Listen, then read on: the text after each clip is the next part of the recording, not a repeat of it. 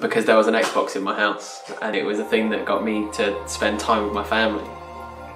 That only thing that got me into video games was because there was an Xbox.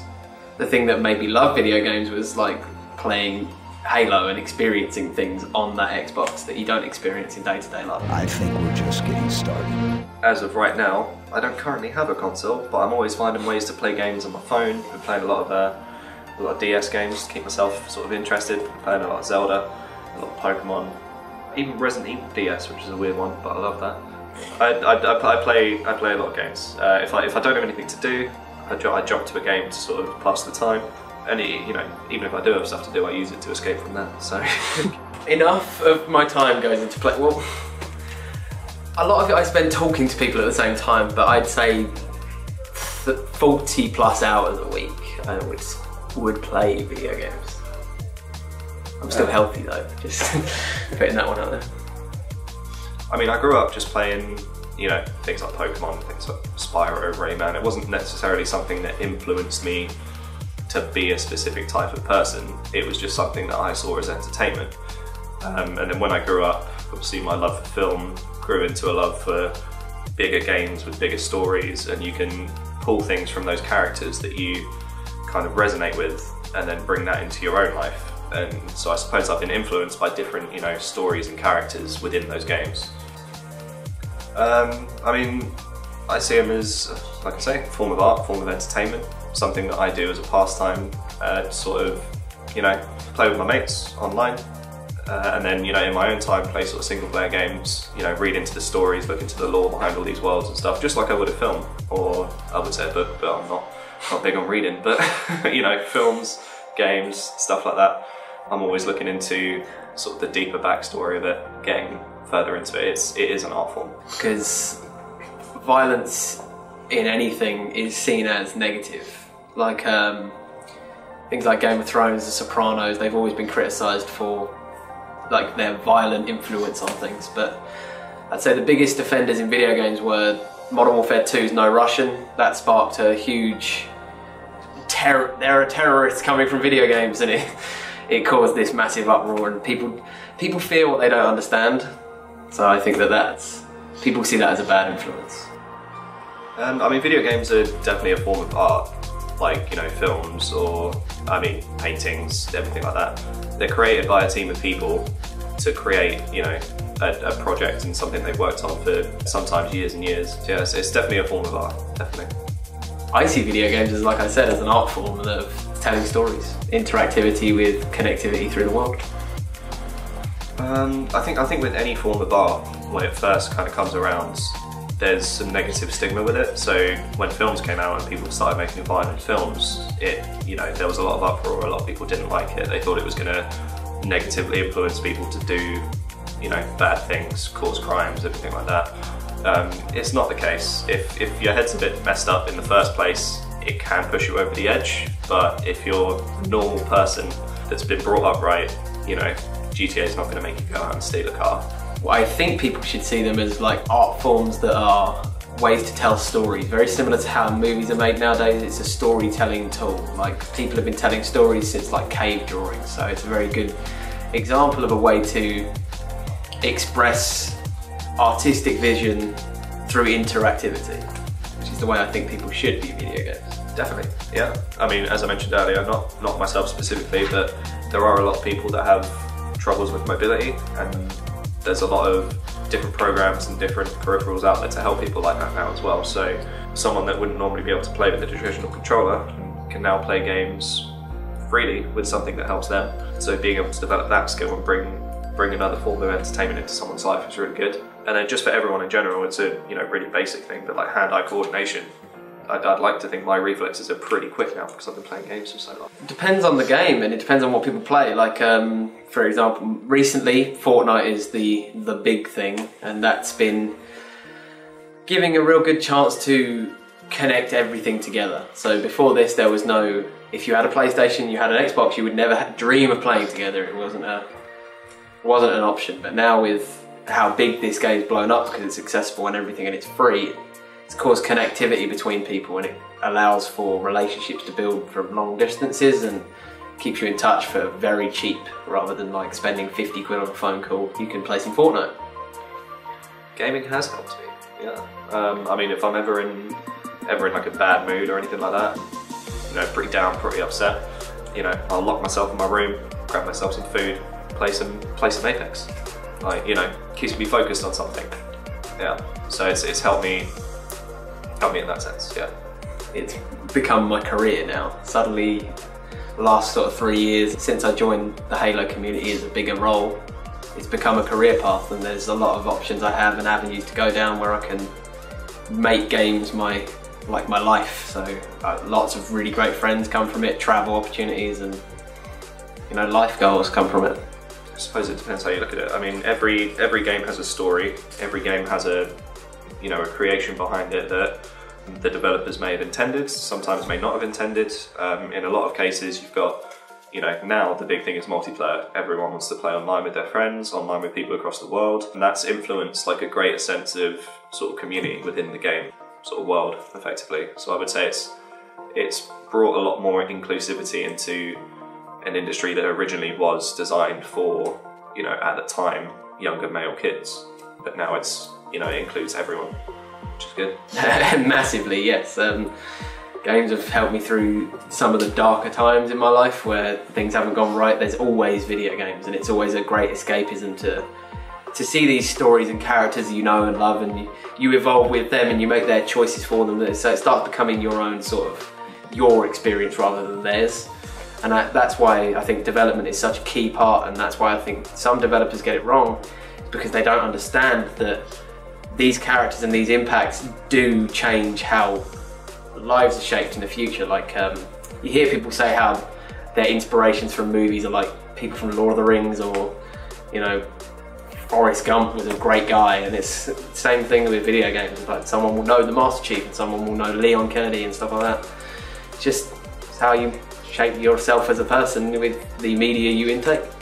In terms of influential, see, I would love to say something like Pokemon, because I've played that, you know, since day one. That was the first game I played, but I don't know how that could influence my life as a whole. You know, I'm not going out rounding up animals, just like making them fight or anything like that. So I don't want to say Pokemon's influenced me. I'm trying to think of like a character in the game that I've resonated with. I can't say I'm a fucking special agent protecting the president, can I? It's not influenced me in that way. Batman, Kratos. Oh, yeah. Batman, yeah, definitely. Yeah, look at you. I'm the caped crusader of Red Hill. Always running around town. I don't know. I mean, games have influenced me as a person. You know, the single player stories, being able to play games with my friends, you know, without them having to be around if I'm... Which of those single player stories are the ones that stand out to you most? Which of, like, you've held close? See, the thing about games is it's an escapism as well as something that influences you. So with a lot of single player stories, it's not something I can pull influence from directly. Like a game I can think of story-wise that really kind of sat with me was something like Heavy Rain, PS3, which is a very good story, quite emotional in a lot of places, but it's not something I'm going to take into my daily life. Like Heavy Rain is the story of a you know, a serial killer. That's not me. I can tell you that now. Being able to watch these stories come to life, you know, it's not a film where I'm sitting watching someone else's creation. I'm kind of playing through it myself. The escapism side of games is just as important as the influential side as well.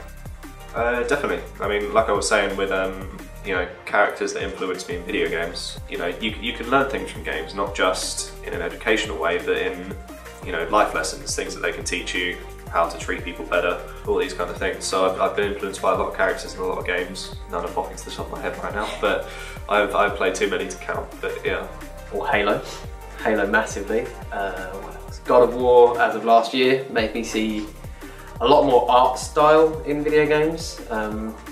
Crash Bandicoot, Rayman, Spyro the Dragon, my little purple boy.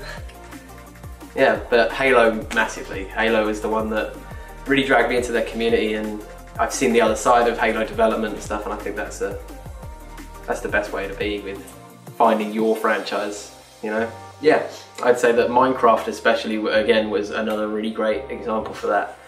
A lot of video games use teaching tools now, like the recent Assassin's Creed games, because they're so accurate. They've taken combat out and used them in schools to use a history sort of teaching tool, if you will. But yeah, some games have been proved to increase like your mental stimulation, and you can really stimulate parts of the brain that you wouldn't normally if you're just sitting there watching TV. I do. It's especially esports is a big thing for people that, when it comes to sports and competitions, not a lot of people, myself included, I was terrible at physical sports when I grew up. It wasn't something I could do. Gaming being a huge pastime for me, I'm not the best out there, but I found out I was pretty good at it, and having an opportunity to bring that into like a wider market is really cool. And especially for things, obviously you've got sports, you've got Paralympic sports, people that can't have as good of a level of mobility but can play games. Esports is a perfect kind of arena for them to sort of showcase their talents. Ultimate connectivity. So I'd say that crossplay is the biggest step next, bringing things over to every platform. So not having exclusives on one console. For example, Halo was the flagship of Xbox for like the last 20 years. It's now finally coming to PC.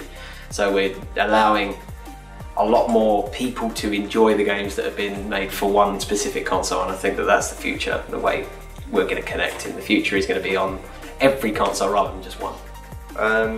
I'd say if you want a really good game, they all need to work together. You can't have a game that's got a really good soundtrack but then has a subpar voice acting or graphics. I can say is hit or miss. You can have a game that looks pretty trash, but if the gameplay is really solid.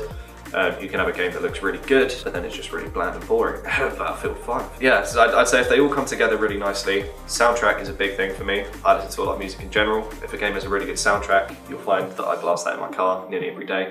I love that. But yeah, to get a solid game, you need all of those aspects to work together. Yeah, I think that esports should be a thing. Esports and sports are two different things. I think that esports needs to... It's evolving, it's still in very early stages, but I honestly think that esports is a great way of... There's no discrimination in esports. Like, no matter who you are or where you've come from, if you pick up a controller and you're good at something, then you can compete. It's not like... It's very inclusive, so I think, yes, it should be a sport.